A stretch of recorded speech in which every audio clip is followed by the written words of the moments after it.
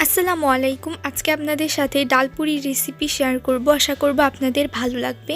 ডালপুরি তৈরি করার জন্য প্রথমে ডালের পুরটা রেডি করে নিতে হবে। এজন্য একটা ফ্রাইং প্যানে আমি একটু তেল এবং পরিমাণ মতো পেঁয়াজ নিয়ে ভেজে নিচ্ছি। যখন পেঁয়াজটার কালার চেঞ্জ হয়ে যাবে তখন এর ভেতরে আগে থেকেই সিদ্ধ করে রাখা মসুরের ডাল দিয়ে দিচ্ছি।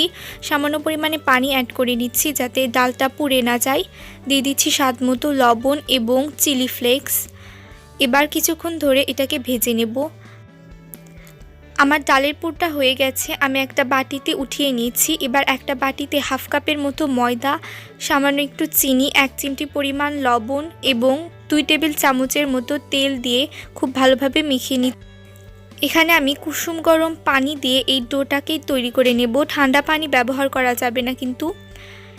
এর ভিতর দিয়ে দিচ্ছি হাফ চা চামচের মতো বেকিং পাউডার। বেকিং পাউডার যদি না থাকে তাহলে না দিলেও চলবে। এই ডোটাকে এবার ঢেকে রেখে দিতে হবে 5 মিনিটের জন্য। 5 মিনিট পর আমাদের ডোটা অনেকটা পরিমাণ সফট হয়ে গেছে। আমি এটাকে সমান 3 ভাগে ভাগ করে নিচ্ছি। এখান থেকে একটা ডো নিয়ে হাতের সাহায্যে একটু টেনে বড় করে নিচ্ছি। এবার এর ভিতরে সে ডালের পুরটা দিয়ে দিতে হবে এবং এটাকে ভাঁজ করে নিতে হবে। আমি যেভাবে স্ক্রিনে দেখিয়ে দিচ্ছি আপনারাও চেষ্টা করবেন ঠিক একইভাবে এটাকে মুড়িয়ে নিতে, তাহলে ডালটা বের হওয়ার সম্ভাবনা খুব কম থাকে।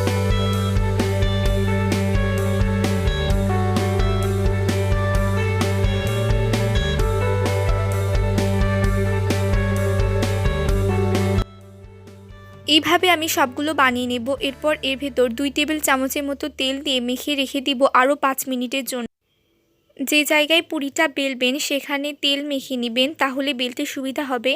আর এটা কিন্তু রুটির মতো করে বেলা যাবে না। আমি স্ক্রিনে যেভাবে দেখিয়ে দিচ্ছি আপনারাও ঠিক একইভাবে বেলে নেওয়ার চেষ্টা করবেন। যখন দেখবেন এক পাশ থেকে পুরটা বের হয়ে যাচ্ছে তখন এটাকে উল্টিয়ে নিয়ে আবার অপর সাইডে বেলে নিতে হবে।